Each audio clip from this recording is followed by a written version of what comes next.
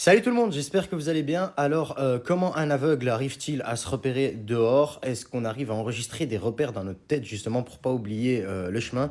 Aujourd'hui, c'est quelque chose que je vais vous montrer tout de suite.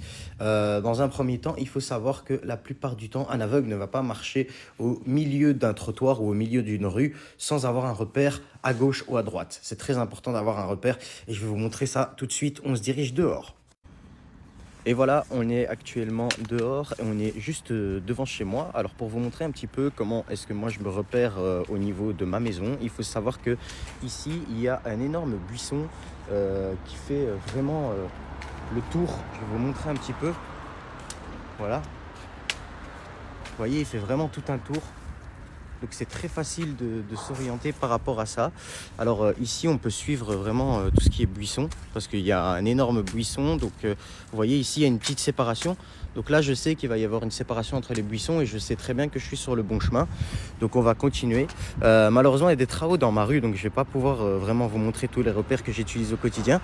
Mais il y en a énormément, notamment un deuxième que je peux vous montrer là ici auquel je pense. Eh bien, il est juste à ma gauche. Alors, un petit instant, je vérifie qu'il n'y a pas de travaux par ici, parce qu'en ce moment, les travaux, c'est un petit peu dans tout le quartier. Voilà, ici, un repère en plus. Vous voyez, l'arbre, il est là. Vous avez dans toute la rue des petits troncs comme ça, avec des trous d'arbres. Il y en a qui peuvent les compter. Moi, je ne les compte pas forcément, mais je sais comme ça que je suis sur la bonne route et que je me dirige vers le bon lieu. Ce qu'il faut savoir aussi, c'est que parfois, on va se fier à des murs qui sont dans la rue pour tourner des coins, des intersections. Ça va être beaucoup plus facile. Il y a des gens qui vont compter même des poteaux parfois, parce qu'on peut croiser plein de petits piquets sur notre route et on va les compter. Ici, par exemple, un peu plus loin, là je ne peux pas vous montrer parce qu'il y a beaucoup de travaux, mais il y a un parc-mètre qui est situé un petit peu plus loin, que j'ai déjà à plusieurs reprises pris dans la figure, mais qui me sert également de repère.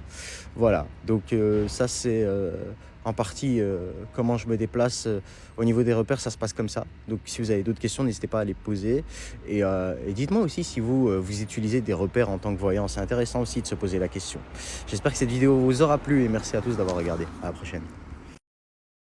C'était Smir, merci de m'avoir écouté et à bientôt. Ciao ciao.